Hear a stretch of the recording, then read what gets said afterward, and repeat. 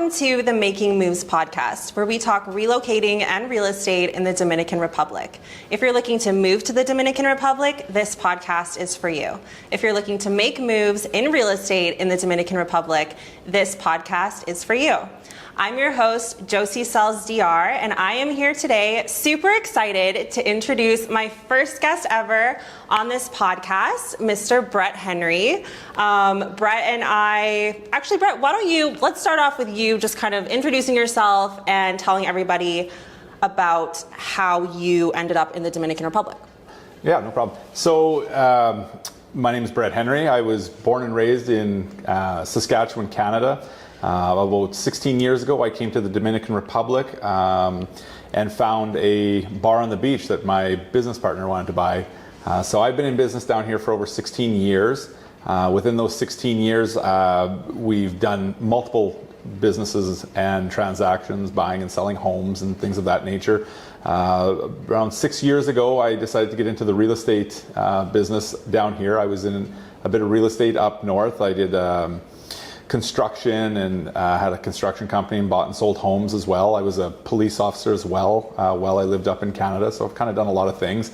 But when I fully dove into the real estate market down here, I found that there was a lot of there was some room for improvement, I felt, or just to help, Canadian and American buyers. So that's what I focused on. I started my own brokerage with my business partner, Bobby McEachran, and we wanted to focus on the Canadian and American and European experience and helping those buyers get into homes down here like we did. Mm-hmm. So amazing. Okay, so yeah, Brett and I met. I think the first time I met you was actually at a Christmas party last year. Or did I meet you I met Bobby at the Christmas party, and then he introduced me to you. And Brett and Bobby together kind of got me on board with real estate here, and I've learned so much from you specifically. Anytime I have any sort of question or need help with anything, Brett's always the first person I go to because he's extremely knowledgeable and he's like my go-to guy here for anything real estate. So I really wanted to invite him on this first episode because we're going to be diving into real estate and all the opportunities that exist here in the Dominican Republic. So let's talk about it. Let's talk real estate in the DR.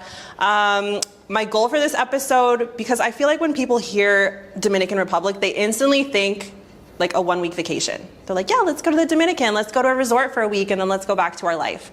But by the end of this episode, I want people to associate the Dominican Republic with opportunity, and opportunity in real estate, opportunity in just living here, because this is a very livable place. It's not just a place that you can come for a vacation. So I really want to dive into that and just talk about all the opportunities here. So reason number one, I've kind of created my own little list of reasons why I think the DR is just so amazing and why people should consider it for investing. My first reason is that the DR, it has a stable government, and compared to so many other, especially Caribbean islands and places around the world, it's really hard to find a place like with a sound government. Can you kind of go into detail about what the government structure is like here? Sure, yeah. It's a democracy, so it's just like back home. But of the 26 countries in the Caribbean that make up the Caribbean, the Dominican ranks as number one. So we actually sit on the island of Hispaniola. Some people think that the Dominican Republic is just its own little place, but actually it's the island of Hispaniola, and the Dominican Republic is separated between us and the Dominican Republic and Haiti. Now, I mean, Haiti gets a little bit of a bad rap, but we coincide with them very, very well. But the Dominican Republic runs totally separate from everything that happens in Haiti. Yeah, totally. Yeah, and I think one thing that I've noticed about the government here, like firsthand living here over the last 2 years, is that they really listen to their people. Like anytime the people kind of, for example, I remember when they tried to make like the COVID vaccine passport, and they made it mandatory. They were kind of behind everywhere else in the world on making it mandatory, but I remember they finally announced that it was mandatory. You can go to the grocery store, you can go anywhere without showing this passport. And instead of everyone kind of like complying and being like, okay, sure, sounds good. Everyone kind of like closed down their businesses. The businesses that didn't close down weren't getting any business because people weren't going there. And I think it was maybe like a week or two, and the people kind of like fought back, and the government was like, okay, never mind, like veto that, and everything kind of went back to normal. So that's something that I noticed firsthand. But well, I find that there's a lot more. It's like a small community on an island. Like, I mean, there's a lot of people that live here. There's almost 10 million people that live on the island, but the government actually listens to you here. They pay attention. I mean, some things are good, some things are bad. You always got to take the yin and the yang, but for the most part, everything here is very smooth. It's very safe, and I really believe the government's doing an excellent job here. Me too. So the next thing I want to touch on is the economy here, and the strength of the economy here.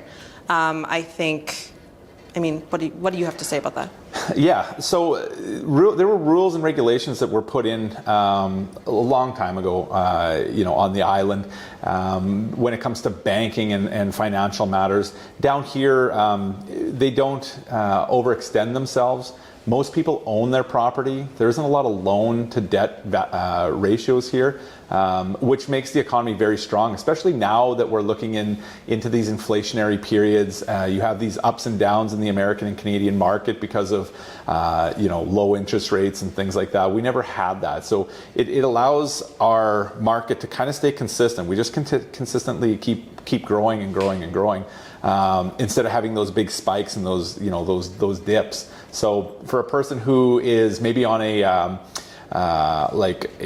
income that isn't going to change, so let's say you're a pensioner, being retired, it's really easy for you to budget down here because things don't change as much. Now, things aren't free here. I don't want anyone to get under the disillusion that living here is free, but it is cheaper and it is more affordable to live. And the healthier you live, the cheaper it is. Mm-hmm. Fruits and vegetables and chicken, organic foods. That's everything down here. Mm-hmm. Back home, we get charged, through the tooth for all of those things. But here, that's just a normal way of life.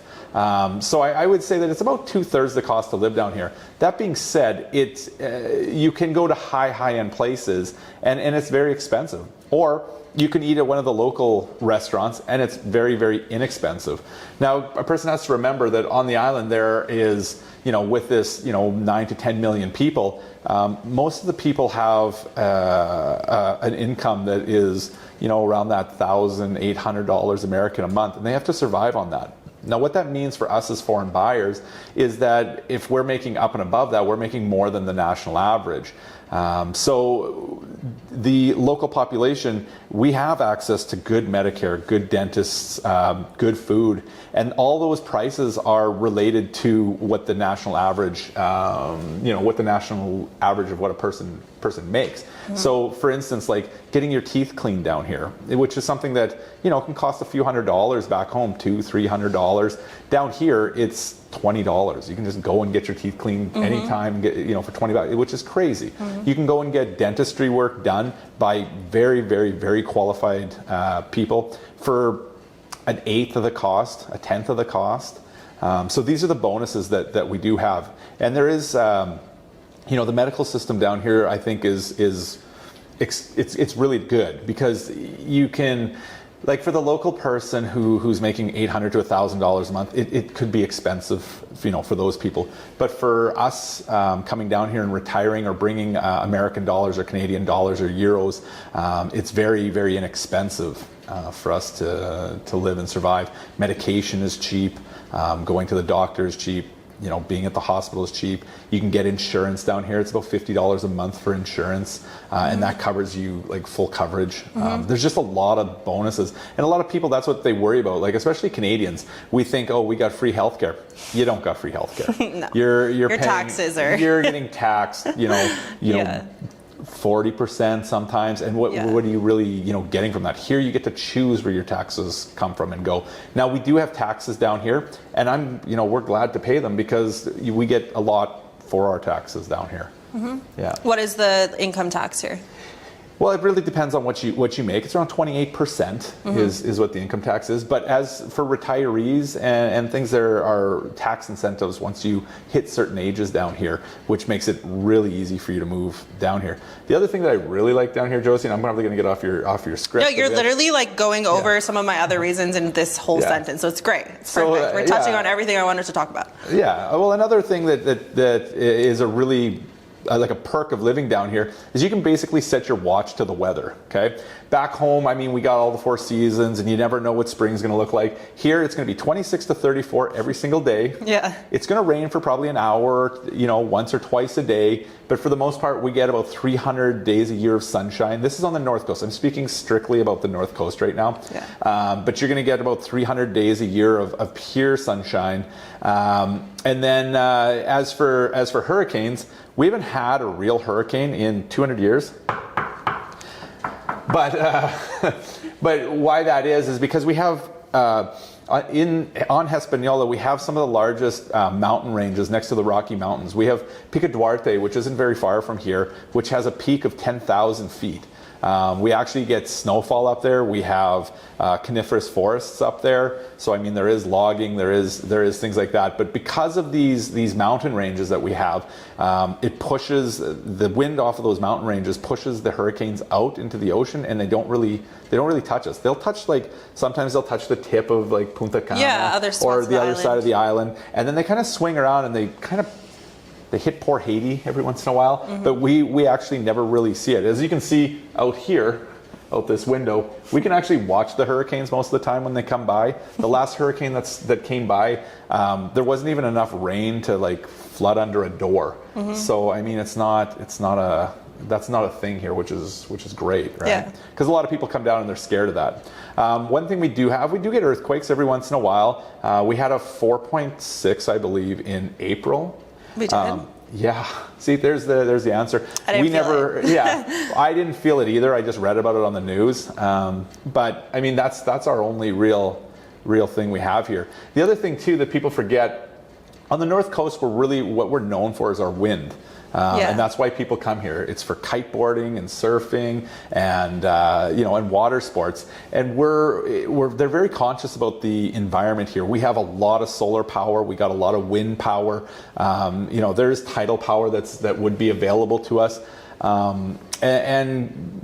For everyone who's into saving the environment, which I am, and I know Josie is, and I know everyone down here is, you just don't get to cut a tree down here. Like these are things that are kind of like protected, kind of weird, but trees are protected. You got to have permits to travel with mahogany trees, and that keeps our environment very, very nice down here. So we sit on the beach with a jungle atmosphere. And the other thing I want to bring up when it comes to the environment and healthcare, because we sit on the North Shore, we get all the Atlantic wind. So we get the first taste of air that comes off the ocean. So it's some of the cleanest, purest air in the world. There really isn't anything that would compare to the air quality that we have here. And I mean, that's a big deal now when people live in big cities and they have asthma and COPD and these different lung diseases. When you come here, you're getting fresh, pure, humid air, which really helps a lot of people out. So. I don't know. I get on a tangent every once in a while. I just love this place. This is why you're the guy for this. Yeah. For this, we briefly touched on incentives for foreign investment. Yeah. Wide-ranging incentives for foreign investment for senior citizens, for developers. What kind of tax incentives are in place for people who want to come here and develop? So if you're coming here to develop and larger developments and things like that, they have Confiture, which allows you to import without taxes, sell the property. A lot of the properties will have no property tax for 15 years. The government really is encouraging foreign investment, and they're easy to work with. I mean, we work a little slower here island time, right? But everything gets done, and it gets done in a proper way. A lot of people that are scared to purchase down here, who haven't purchased at all, they don't understand the process. The process is almost identical to back home.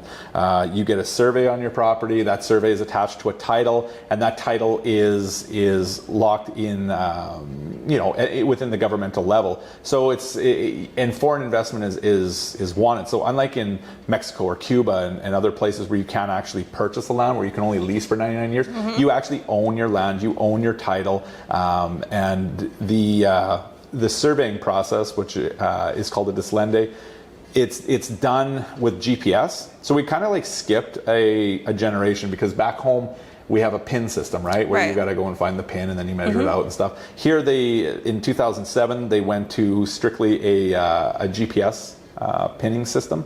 So everything's all electronic. It's as close as you can possibly get to the actual spot. So it's a good system. So what is the process for like a Canadian or American citizen to purchase property here? Well, you come down here and you see Josie.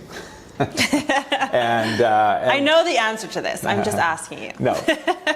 If you come down, we'll work with you. We'll locate the property for you. Once we've located a property that suits your needs and your wants, then it's as easy as contacting the lawyer. The lawyer will go through the property, make sure that the title is clean, just like we do back home. Make sure there's no liens on it. Make sure there's no issues with it, no lawsuits or anything like that. Once the title is clean, the lawyer will create a contract, and that contract will be signed by both parties.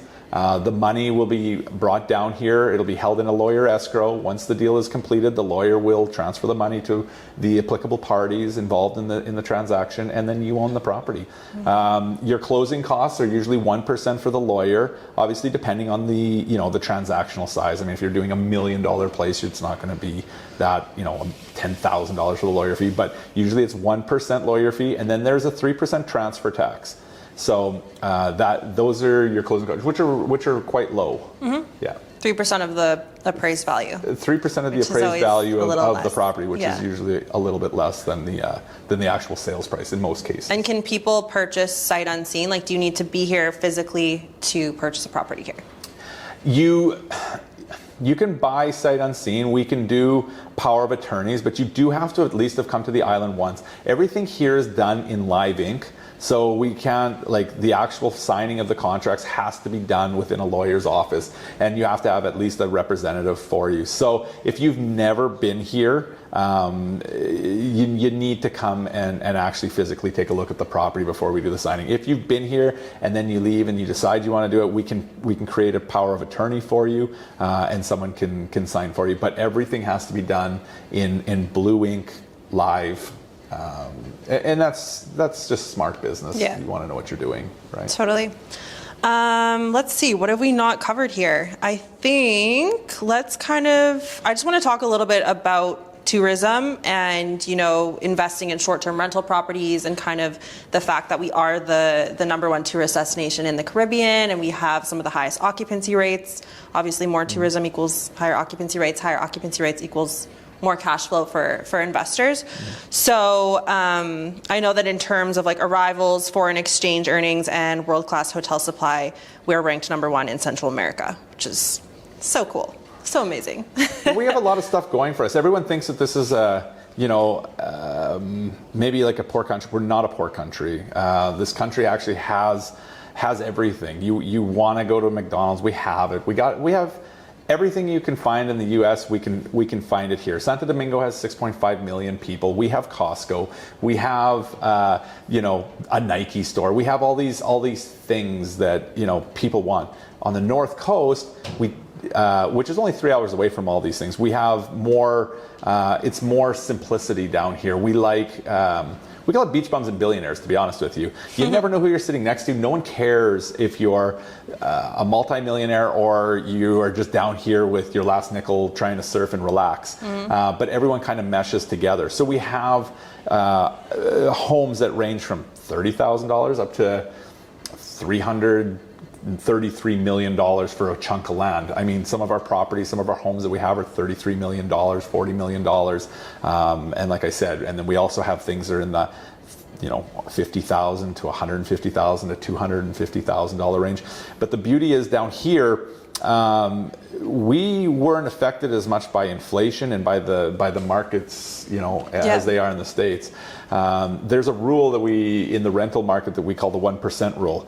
And it's kind of a golden rule, and it's really hard to get now. So what it means is that when you purchase a property, your monthly income on that property should be 1% of the purchase price of that property. So if you own a home that you bought for $300,000, to hit the 1% rule, you should be getting $3,000 per month. Right. Now, back in Canada and the US, if you didn't purchase that property 20 years ago, you're not going to hit that number anymore. Yeah. Because this, 2-bedroom, 3-bedroom home now in Calgary, Edmonton, Toronto, you're looking anywhere from $500,000 to $1 million. You're not renting that $1 million home in Toronto at $10,000 a month. It just isn't happening.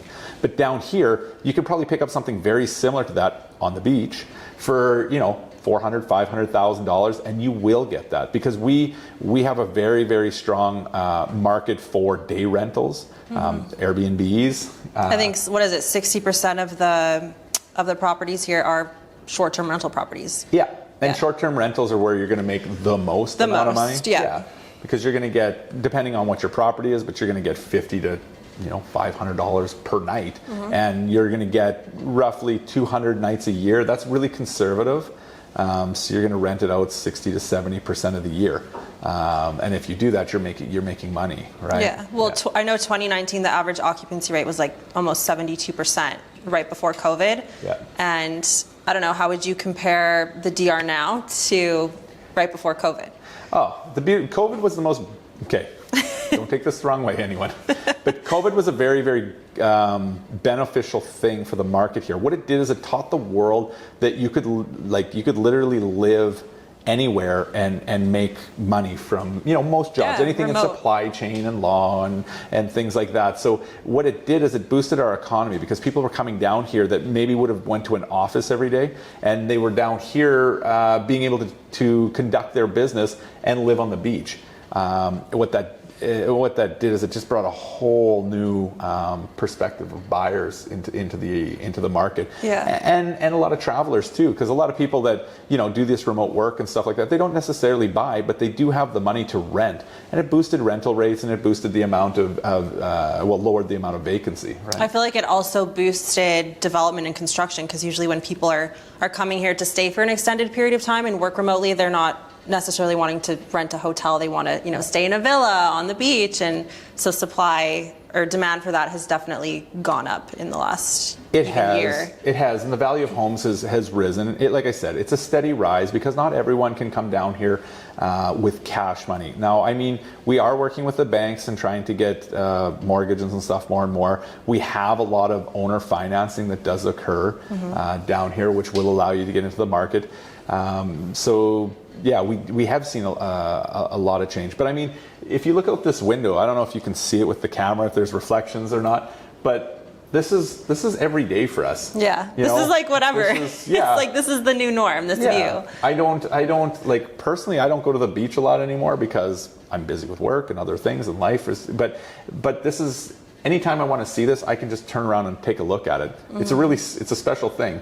And this is a story that I tell a lot of people. It's like, if I have the worst day of my life, I'm having the worst day at work, and it's just headaches and Josie's getting on my nerves and and stuff just isn't going well, I can drive to the gas station. They have the largest selection of beer.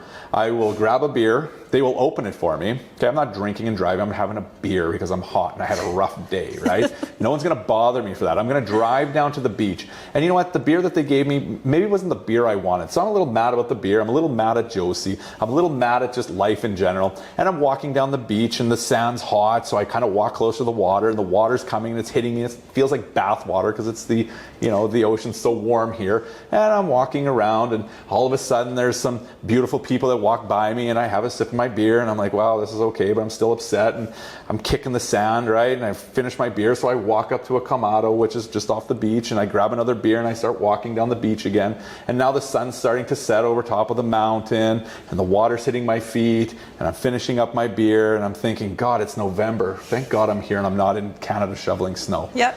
By the time you're done your 1 beer or 2 beer walk, you're really, really happy you are where you are, and you realize that you're very, very spoiled for being down here. Yeah. But the one nice thing too is a lot of people that live up in Canada and the United States and in Europe, we all save up our whole lives to maybe come and live down here when we're 60, 70. Not anymore. That's the one thing with COVID. COVID allowed younger people to come down here and live. I'm in my 40s. Josie's not in her 40s, and the range of people that are within our age group it's growing exponentially, which is kind of neat. So we get to live a semi-retired life, or the feeling of being retired, and we're years off of when we should be retiring. Yeah. So it's a mind shift a bit, right? We think that we got to sit there and save and live in the snow and worry about taxes and worry about the government we don't like, and maybe we do like it or whatever. But coming here, you get rid of all of that stress. You get to sit on the beach, you get to relax, you get to suntan. You know what? Middle of the day, you don't want to do your job, or maybe you got an hour break. Go swim in the ocean for an hour. Go surfing, go kiteboarding, go do whatever you want. And go get that beer that's $1.50, not $7 at Boston Pizza or you know what I mean? Boston Pizza. Yeah. But it's just a cheaper, easier, more relaxed place to live. Yeah. I always say that if your dollar can go further, then you just have more money for experiences, and experiences are what make life beautiful and worth living. So, and that's the last thing I wanted to touch on, was just the expat community that's here on the North Coast. Because since I got here 2 years ago, there's been an insane amount of people that have relocated here. Like when I first got here, I felt like we were the only Canadians here. And even in the last 2 years, there's just been this influx of people taking their families and relocating here. And that's one thing that if you're watching this and you're considering relocating, the North Coast is definitely the place to consider before anywhere else. Because I think when you're living away from your family and the place that you've, called home for your whole life, having a support system and people who are going to be your family is the number one thing that's just super important. So I love the expat community here. Yeah, community. That's the big word, is community. Within the Cabarete and Sosua area, we have the largest concentration of expats on the island. That doesn't mean we have the most expats. I mean, there's a lot of expats that live in Punta Cana and elsewhere in the island, but we have the largest concentration. What does that mean for you as an expat moving down here? Do you need to learn Spanish? No. No, but you should. But no, you don't need to learn Spanish. The other thing is, last time I checked one of our grocery stores, our local grocery stores, which they're all really good, but the one has over 45,000 American SKUs. So that means that you can get, do you like Heinz ketchup? Great, we got Heinz ketchup. Do you like French's ketchup? We got French's ketchup. But all these foods that are like comfort foods for you, you're going to be able to find them down here, because that's one thing. Because people come down here and you get homesick and you need something like a taste of home. You can go get that. It's get easy. Your ketchup. Yeah, you can go get your ketchup. You can go get your mustard. But no, you can get your Frosted Flakes. You can go get whatever you need. So. It's just an enjoyable place to be. It is. It's the best. Okay, we're going to wrap this up. I mean, it's been 30 minutes. I feel like it's been 10, but it's all good. Brett, thank you so much for joining us. Like I said, Brett and I work together for RealtorDR, so we would love to be your first choice for any real estate investments, or if you have any questions about relocating or investing here in the DR, please contact one of us. Other than that, thank you for joining us on today's episode, and we will see you next week. Adios. Adios.